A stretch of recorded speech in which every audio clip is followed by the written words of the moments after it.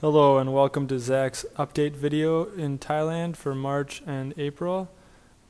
This month I decided to use a slideshow format so you can see some of my pictures and I'll just narrate over it. So this past month has been pretty crazy. I've been all over the place and I'm pretty excited to be settled back in my town of Tacloba and to have another session of English to teach.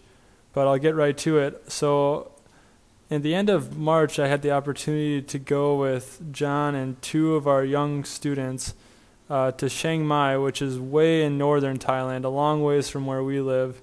And we were able to go to a youth conference there that was put on by a Christian group. And it was a really good, I was really glad that I was there because it was just really exciting for me to see that there really are a lot of young Christians in Thailand. I mean, the numbers say that there's maybe like 1% of Thailand is Christian, maybe even less. But it was just exciting to see this new generation of believers coming up, and just especially to see them pray for their nation and just to really love Thailand and really want God to change it and to bring Thailand to himself. So it was really cool to be a part of that. And one of the two young people that we brought with us is a Christian now because of it. So that was really exciting as well.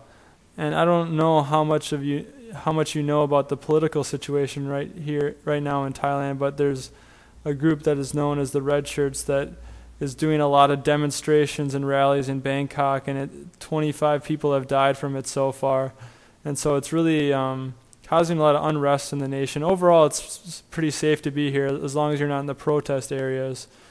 But I think that people in Thailand, especially the Christians, are really starting to cry out for their nation here, and I think seems like God's about to do something big here. So you can really be praying for the situation. It's confusing to explain about the whole red shirts thing, so I won't go into that. But if you want to Google it or whatever, you can find out more there on the internet because there's a lot of information there. On the last day of the conference, I had the great opportunity of traveling about 3 hours across northern Thailand to visit a child that my brothers and I sponsor through Compassion International. And it was great to visit him, but one thing was that he was sick. He had the chicken pox. So that was kind of sad, but it was still great to visit him. And one thing that was exciting for me about the visit was I found out that he is Hmong. I didn't know this before. Just like my good friend Yi Vang, who was also born in Thailand. So that was exciting for me. And probably the most encouraging thing about the visit was just to talk to his dad, who is only 29, and he is going to seminary. And so he really has a big heart for orphans in Thailand and just wants to serve God here. So that was really encouraging to me. And he told me that 30 of the 80 families in the Hmong village that he lives in are Christian. So it's just really exciting to see God working among the Hmong people of Thailand and to be a part of that. So that was a really encouraging visit. So after visiting Tanawan, the child me and my brother's sponsor, I had the opportunity to fly to East Asia, which is really exciting for me because I've always been curious about that area of the world. And there I was able to visit two cities. The first city I visited is in a province that has over 100 people groups, and many of these people groups are unreached. And so I was able to visit one of them and also just to read about all the different groups in this area, and it just really broke my heart to just think of all these people that haven't even heard of the name Jesus and don't have a church or Christians around them. And so I really started praying for them, and it was just maybe something that I could go in the future. It just really opened my heart to the unreached people groups of the world. In East Asia, I was able to do a little ministry, which was fun. And I also had the opportunity just to stay with two families who were both from Wisconsin and who were both very hospitable.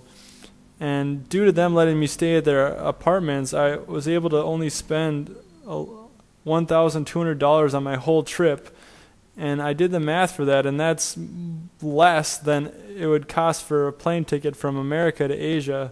So that was really exciting for me just to have this opportunity to go there in this time of my life. Another crazy story from this is me and one of the guys I was staying with went out, and we just met a guy, and he just really seemed really shaken and really shy, and just like something was wrong. So I just really started praying for him, and then we found out that he had seen a couple demons and tried to kill himself. So it was just really crazy to be there, and he even showed us the scar from the slit on his wrist. And it was just really, really kind of shook me a little bit, and just to see the spiritual reality of what's going on in the world. And it was just really good to be there and encourage him. And we also prayed for him after the conversation. And so it was just a really good opportunity. And just also just thank you for the support that, I was able to I'm over supported to the point where I was able to take this trip. So just thank you again for how much you've supported me. So then last Saturday, April 10th, I arrived back in Dakwaba, and I had the week off, so I was looking forward to getting some rest. But then when I got home, my housemate John informed me that we were having 10 guests come to stay at our house, which at first I was a little mad about, but it ended up being a lot of fun. There were 10 visitors from 4 countries, America, Philippines, Thailand, and Tibet, including our good friends Gong and Pema, who we lived with 2 months last year. So it was fun to have them around. We did a lot of touristy things. One highlight was that we got to celebrate Songkran, which is the Thai New Year, which basically has turned into a countrywide water fight. So we just drove around town with huge water buckets and just had a huge water fight, and which is especially nice considering how hot it is here. It's the hottest time of year here. So that was just a ton of fun to be a part of and get to celebrate that. And for the Songkran holiday, I drove around with Gong on a motorcycle, and that night he reminded us of something that had happened in November when he was down here. His mom, who is not a believer, went to a fortune teller in November and called Gong and told him that the fortune teller told her that her son would be in a bad motorcycle accident in April, which is now.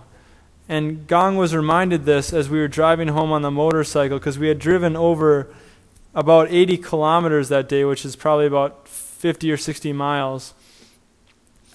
And so it was just, Gong was just really struck by God's protection over him. And he was here for about a week, and he drove a motorcycle quite a bit, and he was okay through the whole week. And he doesn't drive a motorcycle in Bangkok, so it just really encouraging to see how God protected him. I'm really excited to hear about what happens when he tells his mom. And so you can just be praying for her, that she would really come to see that we serve a God who protects us, and that she would come to know the Lord. And now everyone has left, so it's just me and John again. And we started a new set of classes on Monday, so I have 2 classes this month, which I'm looking forward to, which is actually my last session of classes here in Thailand. I leave for America on May 20th, which is about a month from now. And so, man, I've just been really so thankful for all that God's done here through my time. And I'm also really looking forward to getting home and seeing my family and friends and getting to talk face-to-face with all of you. And so, we'll close with some prayer requests here. So just pray that my last month in Thailand would be really fruitful, and that God would really use me here. And we just really John and I have just really been praying and talking a lot about our music and English students here. God has just really done a lot here. I mean, over about 10 of the students have received Christ so far this year, and we're just really excited about what God is doing, and we really want him to just really ground these students in his word and just have them fall deeply in love with him. So you can just pray for that they would become adults who just really God uses in mighty ways in Thailand in the years to come. And my last prayer request is for Richard, who is a young man who's likely to replace me here, but he really needs support money to come in order to be able to come to Thailand and take over me here in Dakwaba to teach English. So just really pray that his support would come in. And if you would like to support him, just send me an email and I'll get you in contact with him. So just thank you so much. Only 1 month left to go, Lord willing. And I look forward to talking to many of you face to face soon. Goodbye.